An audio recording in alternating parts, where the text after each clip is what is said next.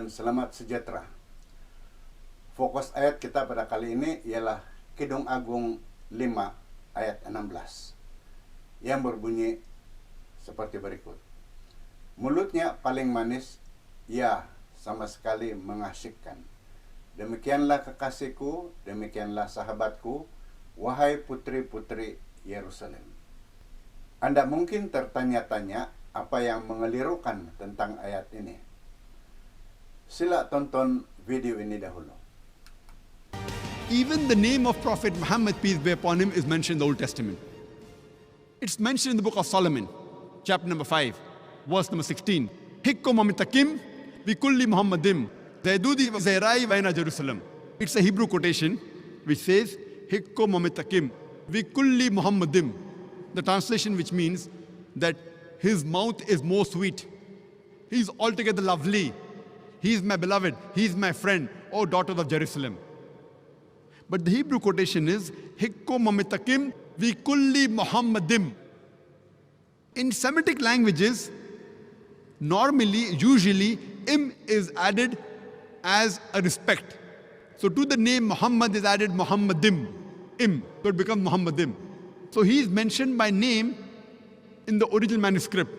So when you read the translation of the Bible, you don't realize that Prophet Muhammad, peace be upon him, his name is mentioned in the Bible.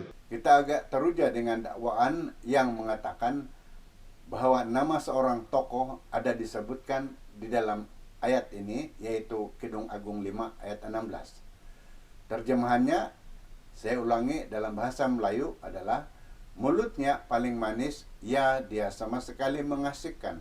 Demikianlah kekasihku, demikianlah sahabatku, wahai putri-putri Yerusalem. Saya tidak pasti mana satu istilah Ibrani yang dimaksudkan, karena sebelum istilah Mahmad ialah Mamtak, yang sebutannya ialah Mamtakin dan berarti paling manis, manakala Mahmad yang sebutannya ialah Mahmadin berarti mengasyikkan. Istilah Mahmad dalam daftar Strong Edge 4261 membawa maksud hal-hal yang baik, keinginan baik-baik, indah, dikasihi. Dipaparkan di sini maksud pada perkataan Mahmad yang menunjukkan bahwa sememangnya istilah Mahmad ini tidak merujuk kepada mana-mana individu seperti yang didakwa. Kitab suci adalah pentafsir yang terbaik, dan untuk mendapat makna sebenar pada istilah ini, kita rujuk 13 ayat yang tersenarai di dalam Concordant Kitab Suci Ibrani King James Version, di mana istilah ini digunakan. Untuk menjimat masa, saya akan hanya petik terjemahan pada istilah tersebut yang berhuruf warna merah. Pertama, 1 Raja-Raja 20 ayat 6. Istilah ini diterjemah sebagai maka segala yang mereka lihat dan ingini. Kedua, dalam 2 Tawarik 36 ayat 16, istilah diterjemahkan sebagai yang indah-indah. Ketiga, dalam Kidung Agung sendiri diterjemahkan sebagai ya, dia sama sekali mengasyikkan. Keempat, dalam Yesaya 64 ayat 11, istilah ini diterjemahkan sebagai maka milik kami yang paling indah. Di dalam Ratapan 1 ayat 10, istilah ini diterjemahkan sebagai segala harta bendanya. Keenam, dalam Ratapan 1 ayat 11 buku yang sama, istilah ini diterjemahkan sebagai harta benda mereka.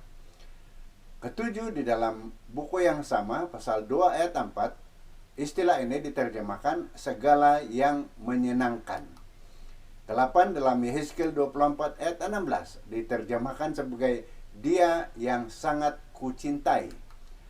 Dalam buku yang sama, pasal yang sama ayat 21, ia diterjemahkan sebagai kenikmatan.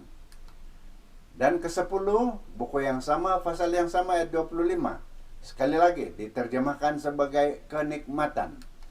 Ke-11, dalam kitab Hosea 9 ayat 6, istilah ini diterjemahkan sebagai yang berharga. Dalam buku yang sama, pasal yang sama ayat 16, istilah ini diterjemahkan sebagai yang berharga. Dan yang terakhir, Yoel 3 ayat 15, istilah ini diterjemahkan sebagai yang berharga yang indah-indah. Istilah ini berasal dari kata dasar dengan daftar Strong bilangan Edge 2530 yang berbunyi kamad, yang juga mempunyai arti dan maksud yang sama. Kidung Agung 5 ayat 10 hingga 16 merupakan sebahagian daripada sebuah puisi atau lagu yang dinyanyikan oleh mempelai perempuan yang memberikan gambaran terperinci mengenai kekasihnya dan langsung tiada kaitan dengan mana-mana individu yang akan muncul pada suatu zaman yang jauh berbeza dalam budaya yang sangat berlainan dengan bahasanya yang sama sekali asing. Mari kita baca puisi ini dari ayat 10. Kekasihku putih kemerah-merahan terkemuka di antara 10.000 orang. Kepalanya bak emas termurai, rambutnya ikal sehitam sang gagak. Matanya bak burung merpati di tepi saluran air, bermandikan susu lengkap dengan kecukupan.